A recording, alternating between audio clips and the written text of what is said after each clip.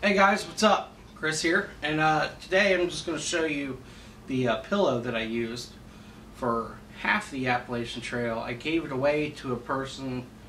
I thought I was going to get off the trail. I got back onto the trail 5 days later, but then I never got the pillow back.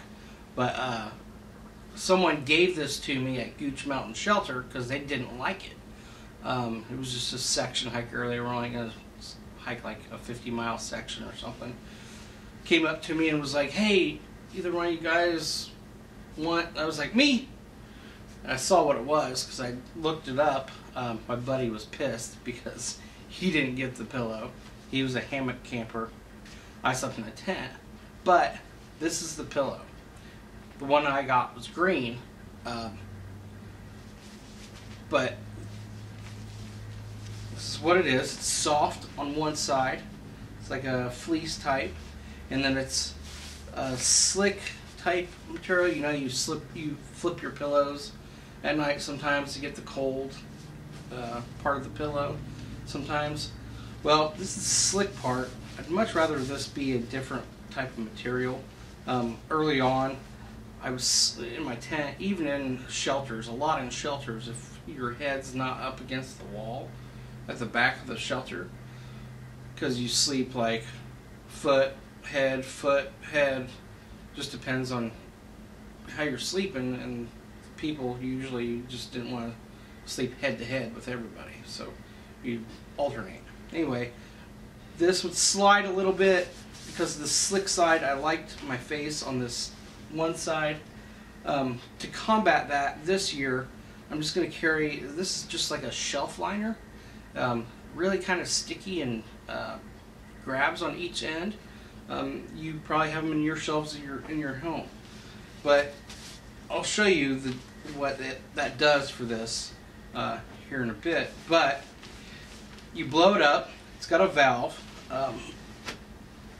So here's my thermarest, and it has the same exact valve. You blow into it and you seal it. So let me blow this up real quick and I'll show you what it looks like. Okay, this is the pillow blown up. It's pretty good, decent size. It'll definitely help you out for camping, hiking the AT, anything like that. It has like 3 different baffles here. I read a review. Some people didn't like it.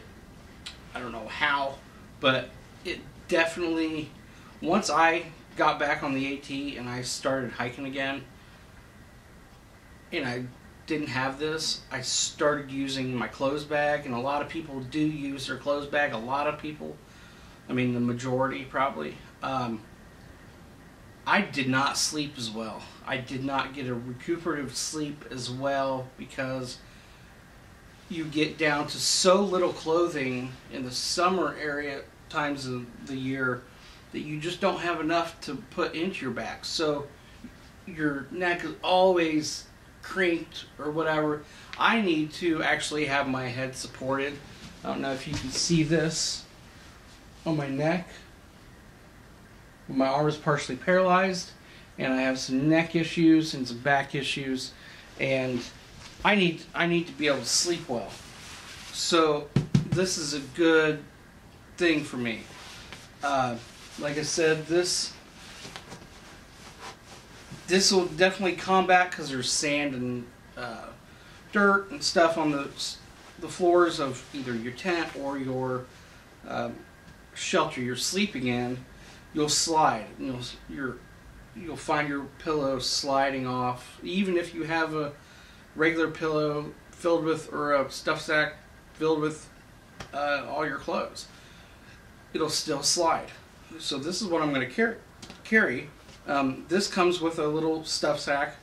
I'll probably end up just rolling this up into my sleeping bag and stuffing it into that sack. So this won't get punctured. It won't have any issues with it. Along with this, back and forth. I'll show you on my kitchen table here in a minute.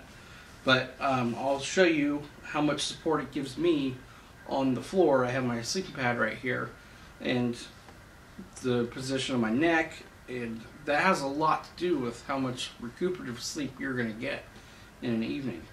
And when you're out there and you're hiking 20 miles a day and all you want to do is go to bed and you don't want to have to wake up because you're uncomfortable and fix your pillow, that's probably one of the most annoying things that I ran into on the trail.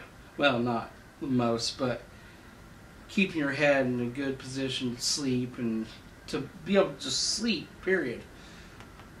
It's annoying when you can't sleep well. So I'll show you that here in a second. Okay guys, you can probably see that I have some salt to simulate sand and dirt on the, in the shelter or your tent. I'm just going to show you the slick side, how easy that slides back and forth. Alright, I'll fix this, make sure it's all uniform. There's a good amount right here. With this little piece of material right here, I can barely push that back and forth. So it's almost guaranteed that it'll stay in a pretty good position as long as you have enough weight from your head on it. So that's why I'm going to carry this little piece of just shelving material. You might have some extra left over or somewhere, but it's not really going to go much anywhere. Okay, so we'll just give this one more little test.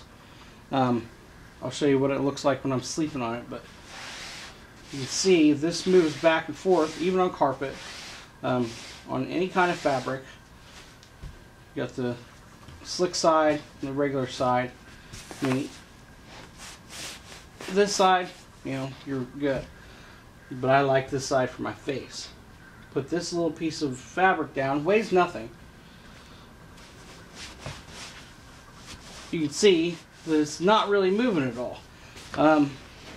I might actually take the back of this and glue with some like Super 77, like a strip here, a strip there, and a strip there, because when you move around, you tend to move around quite a bit, and you end up with your butt off the edge of the side of the pad, or it shifts and you have to like shimmy yourself around, things like that.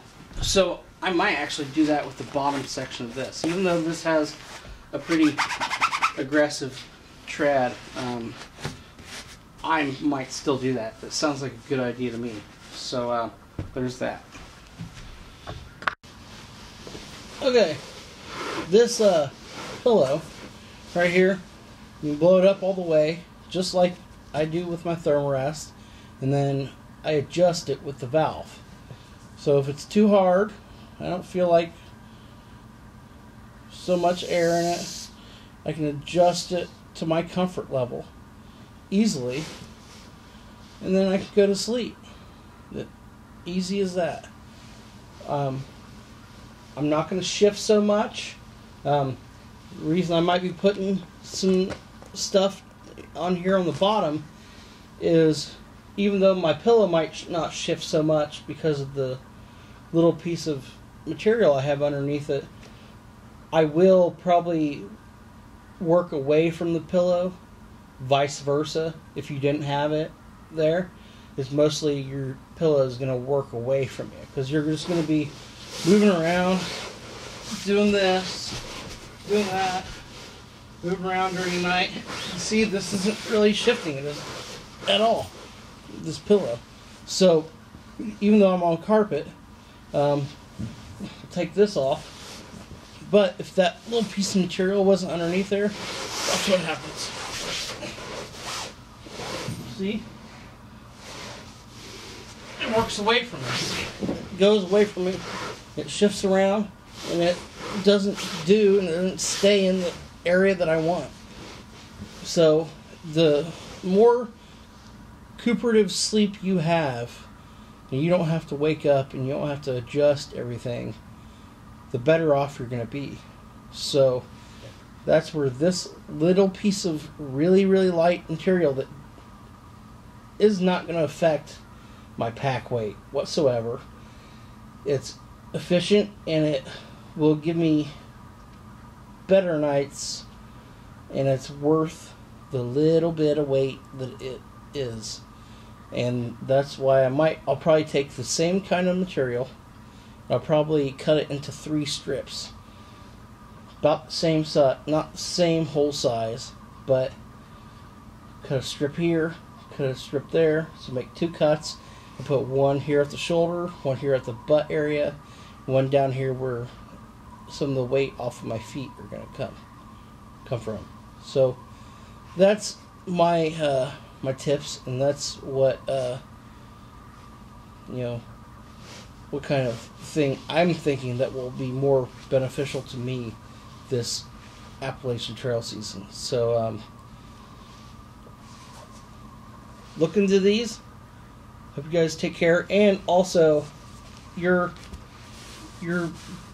stuff sacks and everything, they're going to be really slick too. So they're going to work away from you, and that's one thing I ran into last year too. So they're ripstop material, and they're going to work away from you.